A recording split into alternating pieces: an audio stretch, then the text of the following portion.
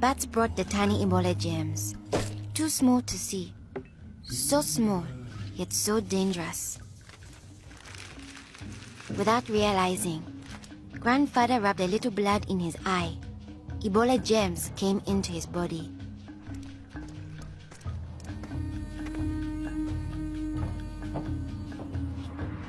Days went by. Then Grandfather got a terrible fever and weakness. We thought it was malaria, but he was soon much worse. He had vomiting and diarrhea. His fever got even higher. I ran to get the nurse. But Grandfather had already died. I was heartbroken. The nurse thought it might be Ebola, a disease caught from bushmeat, but which spreads from person to person. Others in our region had already died of this new disease. Unless we understood the disease and followed their rules, it could spread further and kill many more people. She explained that Ebola was in the body fluids of someone who was sick or had died of Ebola.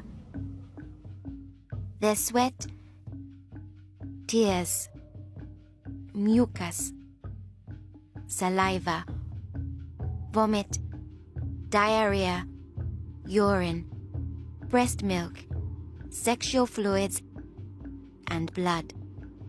When we touch a sick person's body fluids, the Ebola germs can get into small breaks in our skin or into our eyes, nose, or mouth. The Ebola germs spread into our body and make us sick.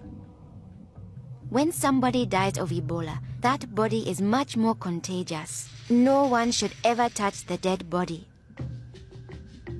The nurse advised us to wash our hands with soap and water right away. She contacted the trained burial team to help us bury Grandfather's body safely. The burial team came. They comforted us and explained what they had to do to protect us. The team wore protective clothing that kept them safe from the dangerous germs.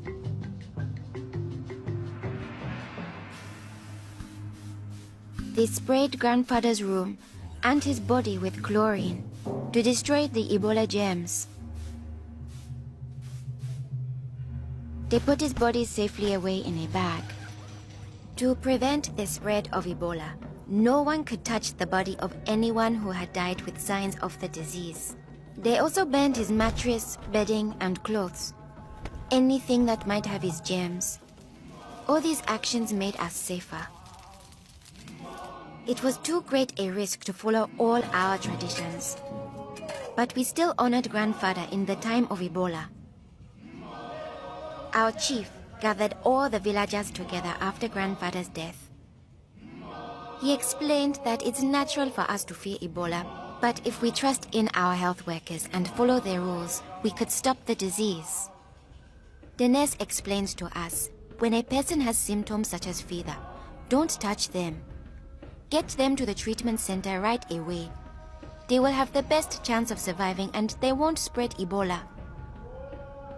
She advised us to wash our hands with soap and water many times a day. The whole village agreed to follow these rules. Since we all had close contact with Grandfather, we were at risk of getting Ebola. We had to stay home. A health worker visited us every day to see whether we had fever or signs of sickness. We would show signs within 21 days if we had Ebola.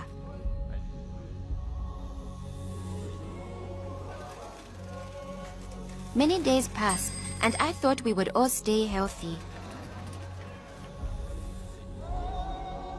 But one morning, I found my mother burning with fever. I knew I couldn't touch her. She was now contagious. My father came in. He told me he was taking my mother away to our uncle's house in the nearby village. He was afraid to take her to the treatment center, afraid he'd never see her again. I knew I had to stop them. I was young, but I stood up to both of them. I told them if this could be Ebola, she must go to the treatment center right away. We needed to trust in our health workers to save her, save ourselves, and save our village. I saw in their faces that they understood. Running away would only lead to more death and suffering. My mother tested positive for Ebola. They found her a bed. At first, the health workers looked scary, but I knew they wore the suits to protect themselves. And inside, they were normal people like the nurse. They took good care of my mother. They gave her fluids, medicine, and food, and helped her body stay strong to fight Ebola. I missed my mother very much, but I could still talk to her on the phone. Sadly, some people in my village didn't survive, but my mother got better day by day.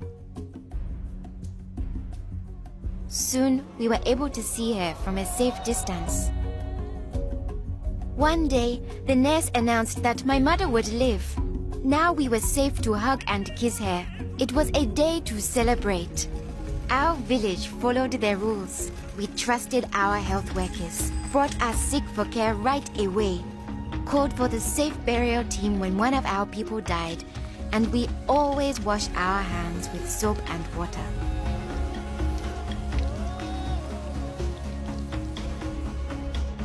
Our village survived Ebola. Yours can too.